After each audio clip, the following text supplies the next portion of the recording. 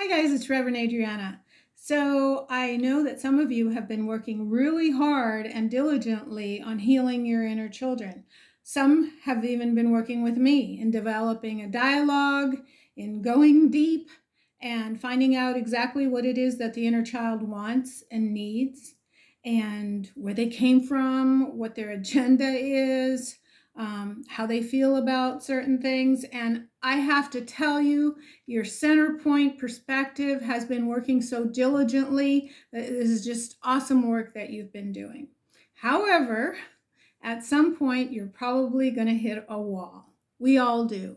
No big deal. I went through this myself and made some amazing discoveries. Number one, and this is probably the biggest thing, the fact that we have vulnerable and powerless aspects to ourselves that have been truly victimized in our life had me realize that we've probably also got powerful aspects of ourselves that are not victims but are victors and have it inside of them to be incredibly strong. And also, since I'm a licensed hypnotherapist, I know that the subconscious mind is acutely connected to what is called the superconscious. And so I started thinking, if that's the case, then that means we must have a direct line to that aspect of self that is acutely connected to source energy. I had a bit of a problem though in that, okay, if my soul is so powerful and knows so much, then why did it send me into this life that was frankly very, very painful for me at a young age? I was abandoned when I was 12 years old by my narcissistic mother, who said, honey, I'll be back in a few minutes, and basically left me with some strangers and never returned. So I've done a lot of healing on that. And in the process, I realized that there was a powerful, immensely powerful aspect of myself that I had also abandoned that day that she never returned for me.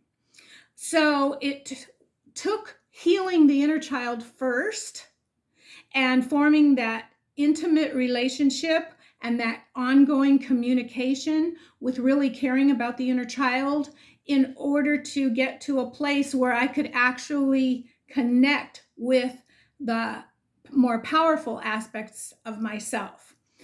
That issue with my soul, if my soul had been all powerful, which I know it is, why did it send me into a situation like this? First of all, we're not connecting with our soul yet. let's not take quantum leaps just yet. We are going to connect first with the aspect of ourself, our own subconscious minds, just like our inner children, that are the powerful aspects of ourselves. So once we make those connections, we develop the same similar type of dialogue. It's interesting because in some of us, that aspect of self was abandoned even before we could speak. And so it communicates a little bit differently, but it is very powerful and very beautiful in the way it communicates. And there's a bit of a secret in getting to communicate with it, which of course I'm very anxious to teach you how to do and how to listen for. And once you do, it's great. But anyway, so back to the soul.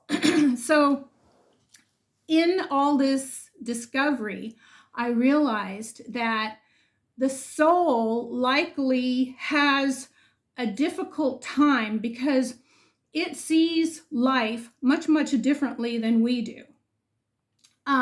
So it likely has a challenge, let's put it that way, to see things from our earthly perspective.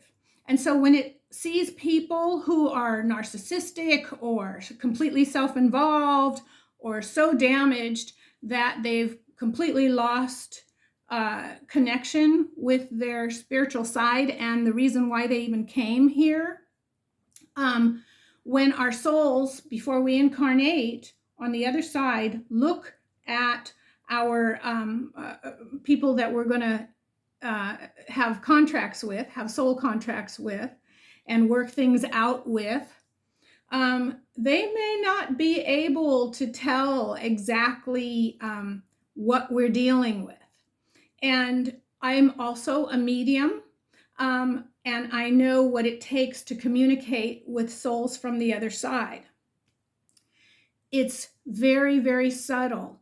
And so in order to start healing the relationship between my more powerful aspects and my soul, which is yet another level in this healing process, I'm coming to realize that the communication that our souls on the other side, or the information that they could gather from what it was going to be like on this side, was not at all what it actually turned out to be once we got here.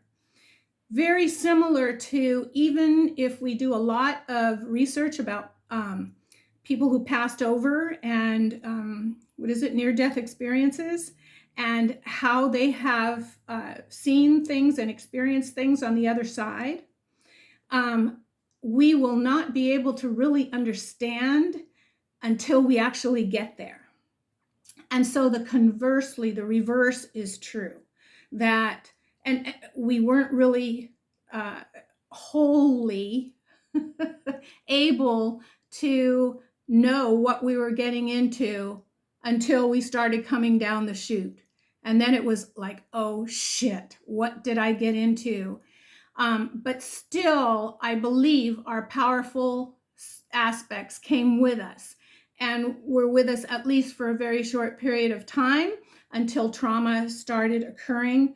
And then at one point, or several points, we were disconnected from those aspects of self, as well as being disconnected from our inner children.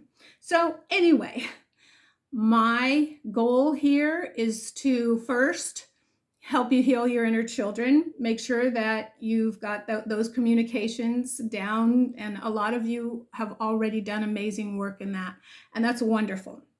The next thing is to reconnect to those powerful aspects of self and to learn how to communicate with them and hear what they have to say. And they got a lot to say once they get started. And then to learn to reintegrate with the soul, if that's something that you even feel like you want to do. It's not necessary. It's not necessary though, because once you get a hold of your powerful self and you integrate that, you are basically unlimited. You are going to experience heaven on earth. And I can guarantee that because, yeah, I'm there right now too. So God bless you. I'm looking forward to this. Give me a call and let's get this show on the road.